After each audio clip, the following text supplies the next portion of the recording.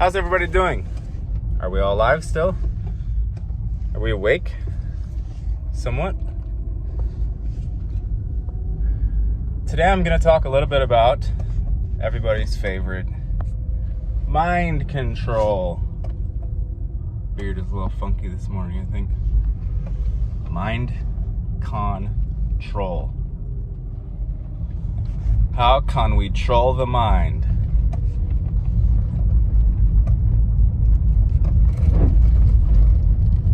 If you would like to understand anything that's going on in the so-called world nowadays,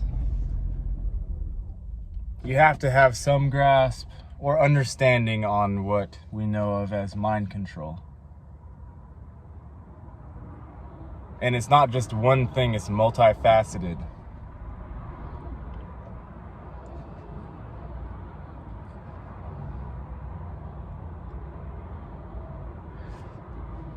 World War III is inside of your own mind.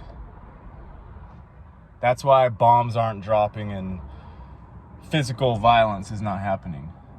There is a little bit here and there. There are protests and some people get beat up by cops in Australia and Canada, France. But for the most part, World War III is a cold and a silent war.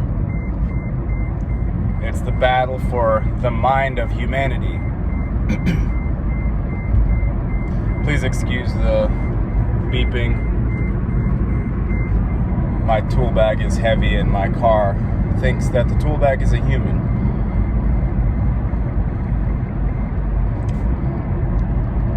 So,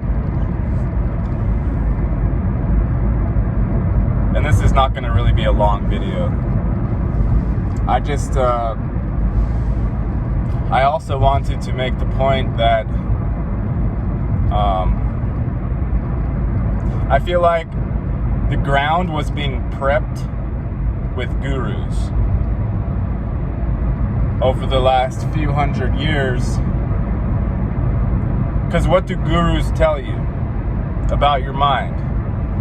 They say, number one, they say the mind is bad. They say the mind is the troublemaker. Mind is ego.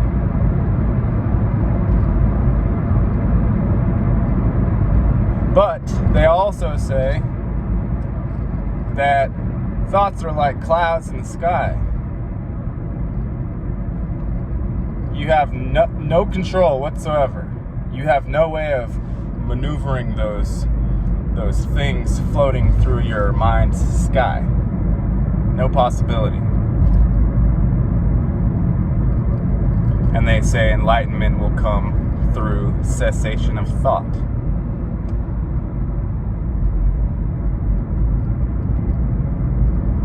And I bought that for a while.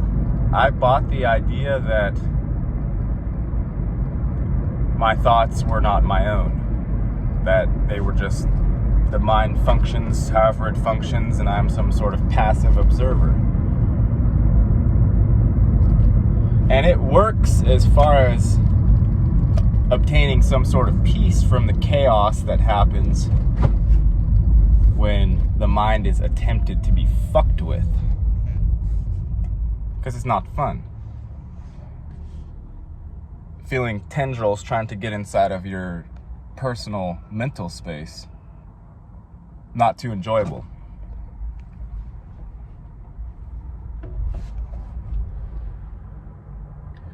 So, the ground was being prepped, partially, by gurus saying, you have no control over your thoughts. And I did a lot of work with this particular idea, because at some point, I asked myself, what does it even mean to have control over thought? What does that mean?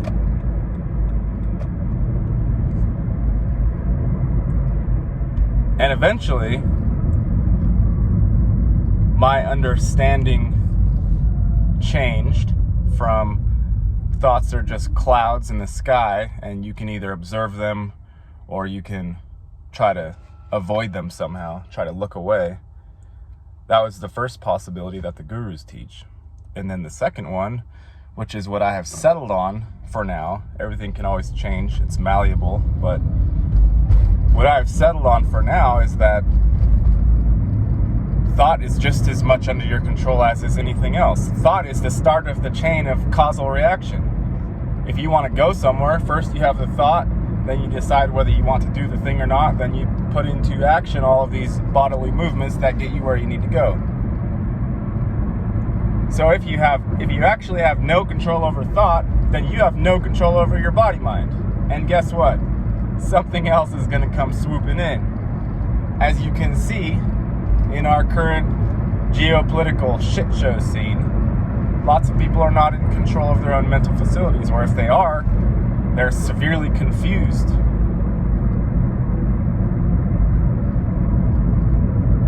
Now you can do a test. This is the test that I devised. Look at your mind. You're always there. Your mind is always sort of active. Okay, your mind is not always active. If you've practiced a lot like I have, then you can have silence if you wish. And you can also speak with having no precognition of what's coming out. No loud precognition. You quiet the mechanism that's preparing the speech. This is partially how to combat V2K bullshit and the TI phenomenon, is keeping your internal movements really fucking quiet, that only you can determine and discern what's going on. But if you want to see if you have any control over it, and I'm not getting into the whole who am I question right now, it is also relevant, because who am I? Who is the one that's trying to control or not control? Not getting into that right now. But look inside of your mind and just watch the thoughts. Like, this is how you can test. When you're looking up into the normal sky, well, it's not normal anymore, but looking up into our hologram sky, when you see weather, generally speaking, there is some time in between weather changes, right? So you don't have a blue sky 1 second and then a hurricane 2 seconds after that. There's time passing in between changes of weather. So do the same thing with your mind, and just try out if the mind can change really, really fast. I just tried it out. Like, I thought you can think 10, 15 different things in the span of a half a second. You can go really fast. You can think of geometrical shapes. You can think back and forth, think here, think there. Stop. Change the trajectory of your thought patterns as fast as you can, as slow as you can. Stop, start, unpredictability, and see if you have that capacity. If the mind is if thoughts are just clouds in the sky of your mind, doing what they do of their own volition and their own speed, you can't do things like that. So that's how I test. And also, I don't have to have thought. If you don't want to have thought, and you've trained yourself to understand what it's like to have a silent mind, then your mind can be silent whenever you wish it to be. Right? So it's up to you.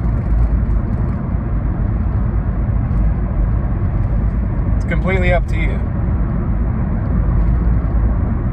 Mind control explains a good portion of what we're seeing going on right now in the world. Not the whole thing, but a good portion of it.